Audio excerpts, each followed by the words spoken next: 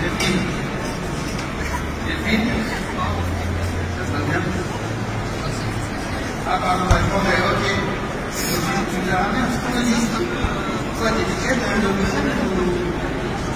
Ah, ça sent la petite décoration sympa. On se déplace. Toi, t'as du dos bon. Ça va, tu fais un peu plus. Mais pourquoi t'as un micro dans le dos là?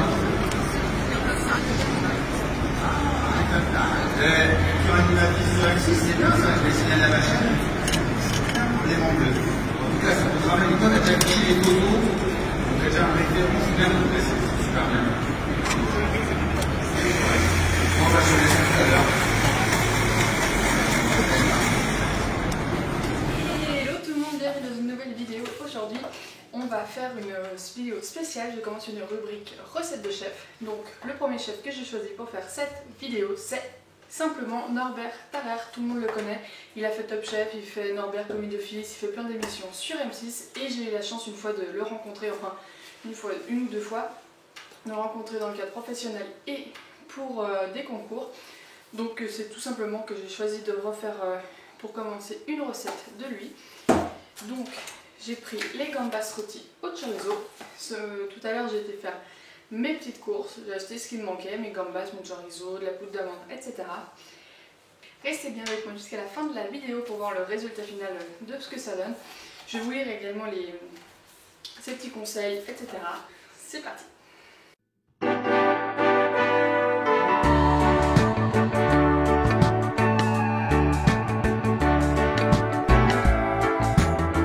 Pour commencer, je vais venir faire mon sablé à l'estragon. J'ai préchauffé mon four à 170 degrés et j'ai préparé tous mes ingrédients. Donc je commence par faire venir blanchir mon jaune d'œuf avec mon sucre. Donc je viens simplement mélanger mes jaunes avec mon sucre jusqu'à ce qu'ils deviennent blancs, ce qui s'appelle blanchir.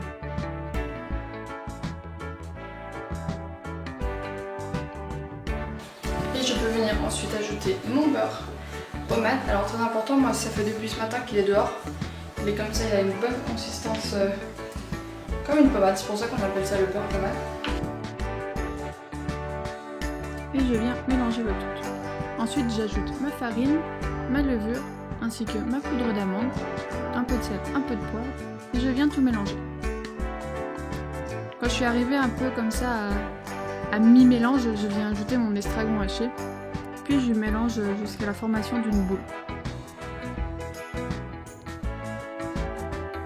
Ensuite cette boule, Norbert nous explique de venir la mettre entre deux papiers cuisson. C'est pour éviter que ça colle quand on l'étale. Donc moi je viens l'étaler comme ça avec mon petit rouleau.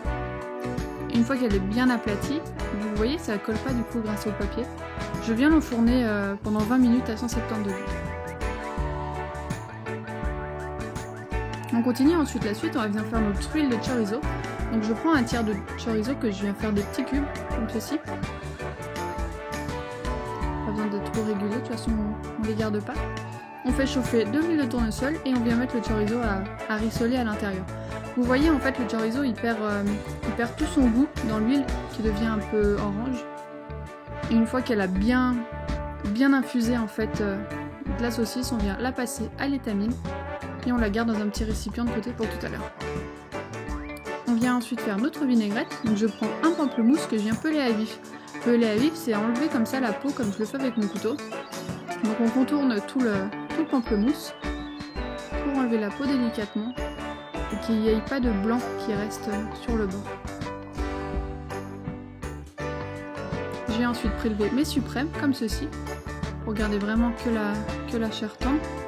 Donc j'en garde quelques-uns de côté pour dresser l'assiette tout à l'heure et le reste je viens tout mettre dans un petit bol pour mixer. Je coupe une petite tomate cœur de bœuf en petits cubes que je mets également dans mon petit bol et j'ajoute une gousse d'ail vraiment coupée très grossièrement. De toute façon on va tout mixer après. J'ajoute un peu de sel, un peu de poivre et de l'huile d'olive. Ensuite, il n'y a plus qu'à venir tout mixer ensemble. Et ensuite, alors moi je le fais un petit peu à la sauvage. Je passe ma vinaigrette directement dans ma pipette. C'est pas franchement la meilleure solution, hein. J'en ai mis partout donc le faites pas. Et on se retrouve comme ceci avec nos petites vinaigrettes tomates pamplemousse qu'on laisse de côté. On vient faire ensuite nos crevettes, donc moi je les décortique. J'en ai pris 3 pour une assiette. Et Norbert là dans son livre il nous explique de venir mettre un cure-dent à l'intérieur de la crevette. Ça va permettre en fait que la crevette ne se recroqueville pas à la cuisson puis qu'elle reste bien droite. Je vais exprès en laisser une sans le cure-dent pour vous montrer la différence. Donc je mets le cure-dent, j'assaisonne et dans mon huile de chorizo je viens faire sauter mes crevettes. Vous voyez la crevette à gauche, elle se recroqueville, c'est parce qu'on n'a pas mis du coup le cure-dent à l'intérieur. Avec la chair, elle se recroqueville sur elle-même et fait qu'elle devient un peu ronde comme ça. Et moi elles sont ouvertes comme ça sur le côté, mes crevettes, c'est parce que je les ai achetées chez le poissonnier puis les avait chartrées, c'est-à-dire enlever les intestins. C'est pour ça qu'elles sont ouvertes. Je viens ensuite les assaisonner avec un petit peu de vinaigre balsamique et surtout je n'oublie pas d'enlever le cure-dent que j'avais mis au milieu, sinon ce serait une drôle de surprise pour ceux qui mangent l'assiette ensuite. Donc là c'est moi qui vous parle depuis le montage. Je viens de me rendre compte que mon appareil a bugué et a pas filmé le dressage de la vidéo, le dressage de l'assiette. Donc je vous mets juste l'image finale sans le dressage comme je l'ai fait du coup. Je peux pas le redresser.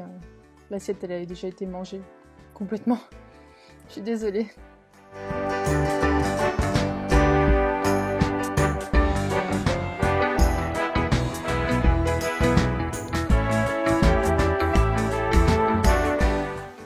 Norbert, en tout cas, merci pour la recette dans le livre. J'ai essayé de retrouver où c'est que vous pouvez vous fournir ce livre sur internet. Vous avez la vidéo jusqu'à la fin. N'hésitez pas à liker, à commenter et à vous abonner. Surtout vous abonner à ma chaîne en cliquant sur le petit